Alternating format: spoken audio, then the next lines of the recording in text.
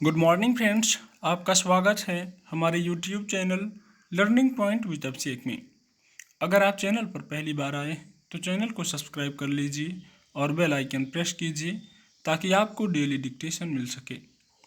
80 शब्द प्रति minute dictation start. यह अपने आप में विचित्र है कि एक और किसान अपनी मांगों को लेकर आज भी मोर्चे पर डटे हैं, दूसरी ओर सरकार ने इस मसले पर जो रुख अख्तियार किया हुआ है वह समस्या के किसी ठोस हल तक पहुंचने का रास्ता नहीं लगता। बुधवार को सरकार की ओर से धान सहित कई खरीफ फसलों के न्यूनतम समर्थन मूल्य में बढ़ोतरी की घोषणा को किसानों के हित में एक सकारात्मक संदेश देने वाला कदम माना जा सकता है, लेकिन सवाल है कि किसान जिन सवालों को केंद्र में रखकर आंदोलन कर रहे हैं, क्या सरकार उन्हें भी संबोधित करने की इच्छा शक्ति प्रदर्शित करेगी? दरअसल किसानों की एक सबसे अहम मांग यह है कि सरकार न्यूनतम समर्थन मूल्य की गारंटी देने को लेकर एक विशेष कानून बनाए।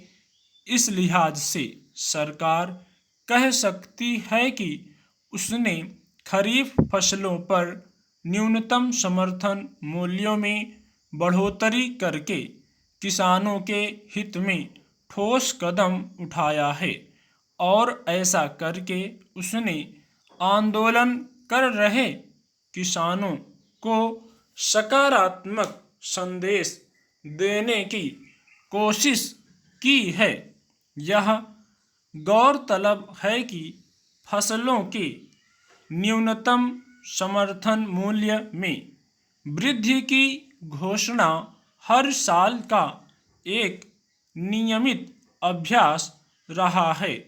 इसके तहत साल भर में 2 बार फसलों पर इस तरह के समर्थन मूल्य में इजाफे की घोषणा होती है। हालांकि यह कहना मुश्किल है कि खरीफ फसलों पर न्यूनतम समर्थन मूल्य में ताज़ा बढ़ोतरी का लाभ एक व्यवस्था के रूप में किसानों को कितना मिल पाएगा, लेकिन अगर सरकार को लगता है कि इससे किसानों की आय और उनके जीवन स्तर में सुधार की दिशा में एक अहम पहल है, तो क्या इसी संदेश से जुड़ी व्यवस्था को कानूनी शक्ल देने की किसानों की मांग पर सरकार विचार करेगी? विडंबना यह है कि आंदोलन कर रहे किसानों को दिल्ली की सीमाओं पर धरना देते हुए 6 महीने से ज़्यादा बीत चुके हैं, लेकिन सरकार का रवैया उनकी मुख्य मांगों को लेकर उदासीन ही रहा है। हालत यह है कि पिछले कई महीने से सरकार और किसान आंदोलन के प्रतिनिधियों के बीच बातचीत का दौर तक बंद है।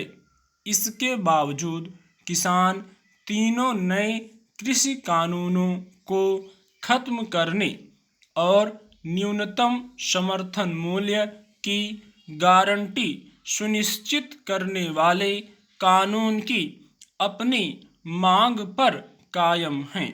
यूं करीब 4 महीने के बाद अब सरकार को एक बार फिर ऐसा लगने लगा है कि किसानों से वार्ता शुरू होनी चाहिए, तो इससे थोड़ी उम्मीद जरूर बंधती है। लेकिन केंद्रीय कृषि मंत्री की ओर से आए इस बयान में जिस तरह शर्त आधारित बातचीत शुरू करने के संकेत मिलते हैं, उससे साफ है कि इस मसले पर किसी हल तक पहुंचने में शायद वक्त लगे। स्टॉप।